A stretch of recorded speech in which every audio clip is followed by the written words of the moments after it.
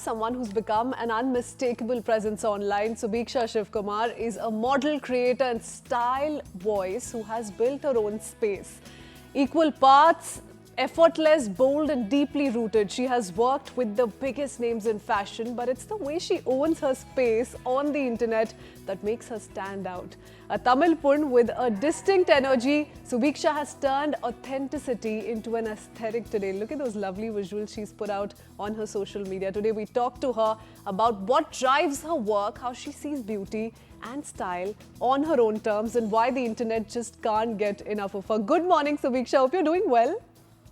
Good morning. Thank you so much for having me. Hi, lovely seeing you. Let's start with basics. Subiksha, we're going to be talking to an internet sensation about her modeling experience. We're going to talk about, her makeup tips. But we first want to ask you what you're often labeled as, which is the ultimate Tamil Pun online. What does that phrase mean to you? I mean, for those who don't know, Tamil Ponnu means Tamil girl or Tamil daughter. And I love that, being a daughter from Tamil Nadu, because it is the culture that raised me. It is where I get a lot of my style inspiration from. It is I love Tamil food. I love Tamil dance styles, the makeup, the styling, the way that they style their saris with beautiful earrings. And I actually do have a Tamil food brand as well to make it like the ultimate Tamil Ponnu. So yeah. And we've seen you dressed, in your traditional attire while you're talking about your brand. So those are some lovely visuals and styling that you're giving us. But Subiksha, tell us how much of this style that you're talking about comes from your South Indian roots? How much of it is global influence? And for those unaware, there's a little bit of US that we're seeing here, a little bit of Chennai, a little bit of Bengaluru as well. So which one has had the most impact? So I actually grew up the first half of my life in the States, and then I moved to Vellore, Tamil Nadu, and then I went to Bangalore for college, and now I'm in Bombay. I would say that as any Tamil girl growing up in the States and then moving to Vellore, or even in general, we learn, our mind is kind of colonialized in a way where we're taught to kind of hate our own culture for the longest part growing up. I felt that way. And then as I grew older and started really embracing my own roots and really loving myself, is when I started embracing my culture, really just making it my own. And that's what I do with my personal style. That's what I do with my makeup as well. It's like my name badge. This is who I am. And I want people to know this is my culture. And what drove you to sort of explore that space, something that you'd perhaps not done, something that you were a little uncomfortable about? What prompted you to take that step, fully get into it, imbibe it, and then just talk about it as a way of life? It was the lockdown, honestly. I just had a lot of free time, and I had moved back home to Vellore. And just being there, really living in the culture, for the longest time I tried to avoid it, but I wanted to try and create art. When you have nothing else to do and you're focused solely on expression, that's what I wanted to do. I wanted to focus on expression, and for me, that's what beauty and fashion is. It is all about expression. It is a way to say, this is who I am. And when I started, I didn't just dip my toe in the water. I went in head first. I was like, I want to experiment the most that I possibly can. And without any fear of what people will say. I think I did face a little bit of that in the beginning, where a lot of people didn't really get it because it's such a difference. I didn't really experiment before, and I really wanted to make some noise in a way. And when the other people have their own opinions about your personal style or your makeup, it's also they have an opinion about you as a person. And initially, it does get to you a little bit, but after a point, it goes in one ear and out the other.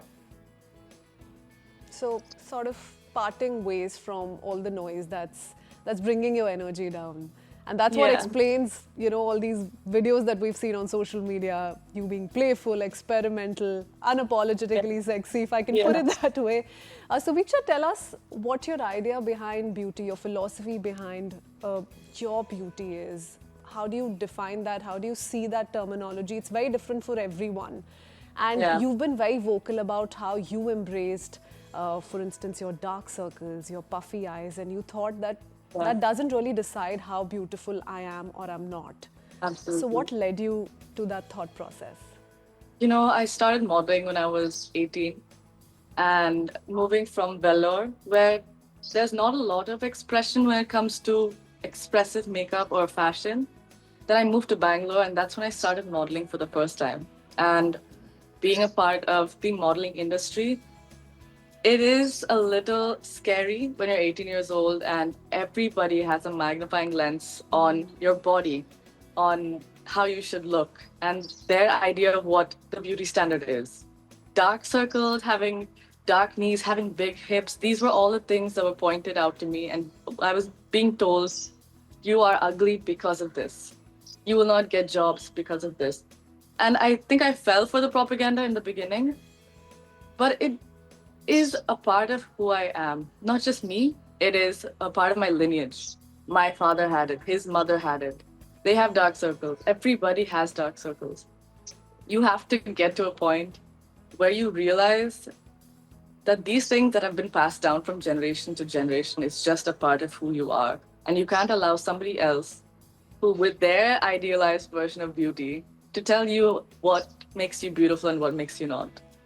And I think that just made me change everything up. It's just perspective. And once I started accepting myself, stopped feeling insecure about these things that make me who I am, the world followed. It all starts with you, honestly. You owned your truth. Lovely. Yeah. Lovely. Thank you for being that inspiration this morning. Subiksha, when you're in the modeling career, when you're Yeah. in this one line, you're often asked, how do you define or how do you draw the line between bold and over the top? In fact, you're labeled over the top in ways more than one on multiple occasions, especially from those outside of the industry. What are your thoughts there, and how do you look at this? I would say I don't really believe in over the top. I don't think you can ever be too much. If you're too much, you're just in the wrong room. That's it. That's how I feel about it. Okay, lovely. So that's not a concept that doesn't exist for you. You do No, what you do. You. absolutely. Okay.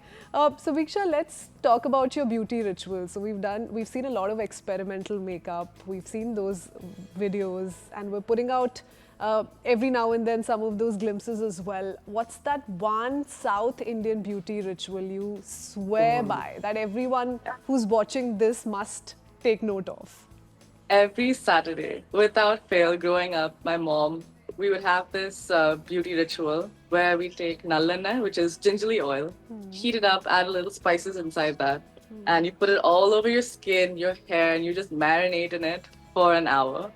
Then, after that's done, you make the scrub out of besan and cream or milk, and you use that to scrub off the oil from your body, and that makes your skin so soft. And we did this every Saturday, followed by after you wake up, you do this, you have a late lunch, and we always had more korumbu, which is like curry with parpusali.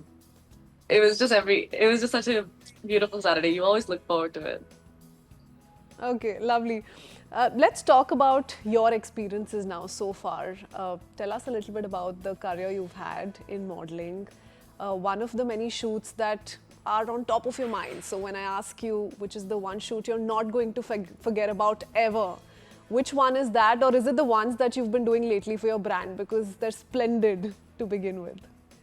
I would say one shoot that I felt like the most myself wasn't actually a brand shoot. It was a personal shoot that I did. I was nominated for this award by Vogue versus the fashion, and I won in the creative category. And the outfit that I wore was so me. The entire team came together. We styled this, created this entire look. I did the hair and makeup for it. the entire team had the same idea. We wanted to make noise. We wanted to like scream and show what India has to offer. And just the pictures came out amazing. The video came out amazing. I just couldn't be happier with that shoot. I think I'll always remember that. And also because my mom had come to Bombay, and it was her first time ever in the past 6 years, 8 years of me modeling, for her to see me at a shoot actually. And she really, like, I was so happy that I made her so proud. Okay, for all those who are aspiring to become models or content creators, you've modeled for big names like Manish Malhotra, Raw Mango, Chanel as well, but you're also a digital creator. So how do you see that line between, being a model and an influencer, and how do you balance it out? What do you give more importance and how? I feel like there's an evident line between modeling and influencing. When you're modeling, it's like you're an actor, but for a still. You have to learn how to embody the designers, what they have in mind. You have to learn the body languages that apply to each particular brand, the emotions that come out for each particular brand. But when you're an influencer, you are the brand. And you have to just bring out your authentic self and try to like embody that. So I think there's a big difference. I love both. I love to be my own brand and do my own looks and do my own shoot, but I also love to see myself in different shoots and how many avatars there possibly can be of Subiksha. Would it be correct to say, Balancing. Subiksha, that all Yeah. your, walking into the airport and walking out of the airport looks, all your cocktail mixing, all of that Yeah. has taken over your modeling photographs or projects, at least on your social media? Would Oh it my be God. correct to say that? Yes, that is so true. I think ever since I started doing content creation, that's kind of taken the front seat and modeling takes a little bit of the back seat. But I try to bring it back when I'm doing my shoots, when I do my own personal shoots, because I don't want to lose touch of that. I love being a model. It's just so satisfying for me. How much of what makes for good content for all those consuming your content is something you keep in mind when you're creating content? So is follower count, for instance, an important aspect to what you're feeding on your social media handle? That's a good question. Um, I think, I mean, having a higher follower count obviously helps with like the brand deals and stuff. But it all matters about the quality of your followers. If it's all about intention at the end of the day. If you're trying to grow your following so you can inspire people and reach the right audience who will actually understand your art, or if you're just doing it to inflate your ego, there's like it really depends on how you're utilizing your following and how you're garnering your audience. You could be a beauty creator and post one dance video, let's say, and then get 1 million followers overnight. But then when you go back to your beauty videos, the people who don't really understand beauty it won't really translate there. They won't really understand your art. You open up to a lot of hate comments as well. So yeah, it's all about intention, what you're trying to do with your following. So, Viksha, is there an interesting story that you can share on any of these interesting collabs, the ones we just spoke of, or Manish Malhotra, Raw Mango, anything on top of your mind that's going to be of a little interest to our Yes. viewers? Oh my God. Actually, like when you said Manish Malhotra, I love him so much. When I first moved to Bombay, when I was I think 21, that was straight after the lockdown. I was considering I studied fashion design. I was gonna do that route, like become a designer, work under someone corporate 9 to 5. But then I started doing beauty and I started doing fashion, and that just made me feel so alive. But I still was modeling, so I moved to Bombay, and once I got there, my first ever campaign was actually with Manish Malhotra. Within the first month of me moving there, I had gone to the casting, well, as a bunch of girlies did. Super nervous, have never worked with like a big designer before.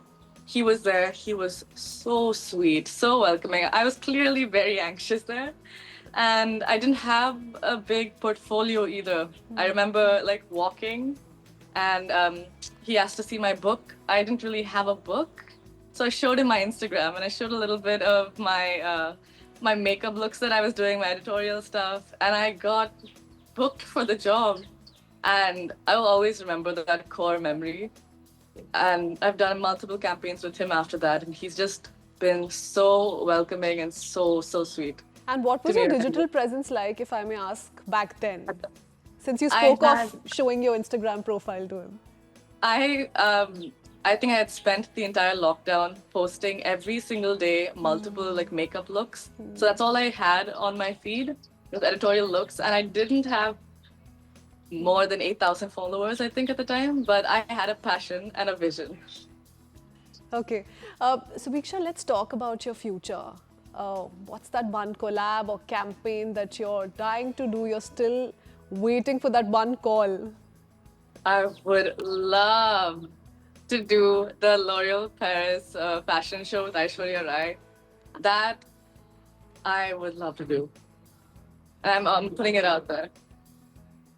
Okay, lovely. I hope they're hearing. I hope they're hearing you.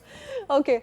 Now, Subiksha, let's talk about your starter pack. So, the Tamil porn starter pack. 3 things it must have. We'll leave our audiences with that tip.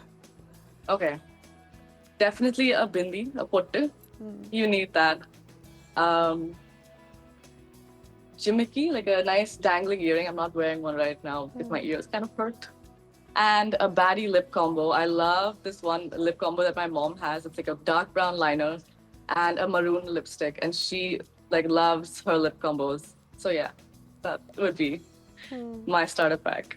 Okay, and one last thing, that perhaps those wondering, the fact that you're from Tamil Nadu, sometimes there are families that don't have a brilliant reaction to you wanting to step into the modeling space. Did you go through something like that? Because every time we speak to someone who's in the glam world, a lot of them talk about the initial reactions that they came across from their families. What was it like for you? What was the journey like when you decided that you're going to do this and not your 9 to 5?